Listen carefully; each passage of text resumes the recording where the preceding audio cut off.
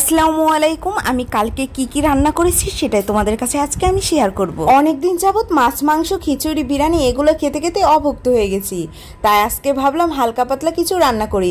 এর জন্য রান্না করতে চলে আসলাম। ডাল রান্না হয়ে গেলে বসিয়ে দেবো মিষ্টি কুমড়া। আমি আগে থেকে ডালটা সেদ্ধ করে রেখেছিলাম, এখন ডালটা রান্না করে বাগার দিয়ে ফেললাম।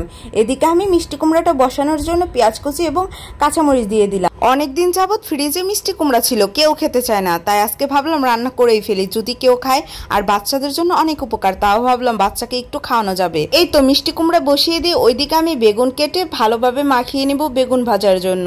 মেন কথা হচ্ছে এত কষ্ট করে ভিডিও বানাই আর যদি ভিডিওতে ভিউ না দেখা যায় তাহলে তখন অনেক কষ্ট লাগে, মনটাই ভেঙে যায়। কি আর করার, ধৈর্য ধরে কাজ করে যাচ্ছি, যদি সফলতা পাই তাহলে তো ভালোই।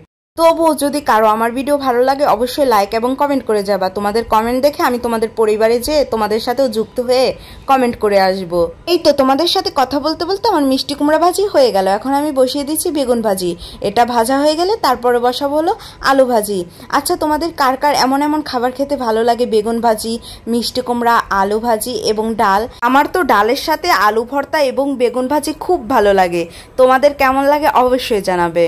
আর আমার হাজবেন্ডের পছন্দ হচ্ছে সব থেকে আলু ভাজি, তাও যদি হয় পোড়া পোড়া, তাহলে তো কথাই নাই। আর আমার ভিডিওটা কে কোথা থেকে দেখছো অবশ্যই জানিয়ে যাবে।